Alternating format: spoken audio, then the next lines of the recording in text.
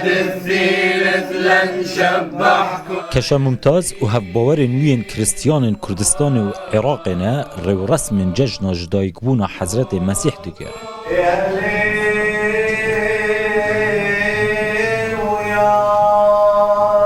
قداستا هری گرنگا كريستيانية بزمان خوي دايك و زمان عربي بريوه دبن. دعوه کنیسه نوتردام یا کلدانیان لپاریس به همان کلتور خوی دیرین یک کریستیان روشالات رو رسم دهن ساز کرن. صلاة أيضا من أجل الحاضرين.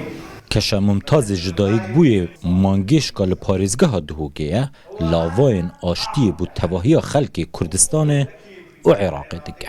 امد بیجن بو همی مسیحی عراق کردستان عیدوا پیروز بید و همی سال خوش بید بو همی خلقیت کردستان بو همی خلقیت عراق مسیحی کردی مسلمان امید ایکن همی مروفیت ایکن.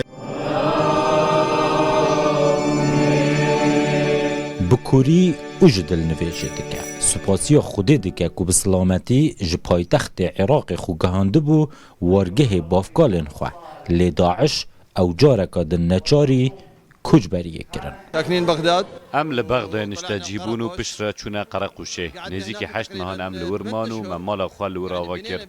داعش هاتو پشرا جیمه بر خدا زاخو کوچ کرد. لزاخ و حکومت فرانسه پیشوازی لمکر. استقبلتنا الحكومة الفرنسية والحمد لله والشكر. بری 46 سالان ایلیش هاتی فرانسه و به بردوام کار بو آلیکاریا کریستیانان گریه لولات نو اوی دایکه نهاجی سروکاتیا رکخرا و کاپیکاتین روشحالاتی دکه او رجبین جپاشاروجا هفباورن خواه ين لعراق دجين. ظروف المسيحيين بصورة عامة صعبة. روشا كريستيانان بأوايكي قشتي زحمته بتایبەتی جی دبان سالên dawiyê de lê piştî Daişê herêma Kurdistanê pêşwazî li penaberan kir û hembêza xwe jê ravekir û heya niha jî berdewam e. Lê li Iraqê rewşa wan gelek xirab e, bi taybetî jî li Bexdayê. Li wer dest dadinên ser mal û milkên Kristyanan. وخاصة في بغداد أكو هناك استيلاء على بيوتنا المسيحيين.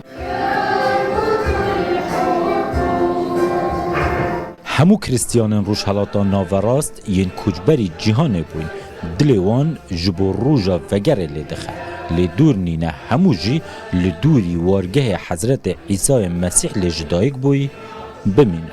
ببردوامی اوروپیان خواستیه که مسیحیان روشحالاتان ناوراست لسر جهوارین خواه بمینه.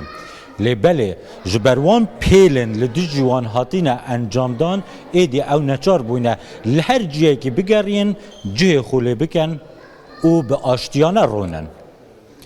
زناشینو روداو پاریس.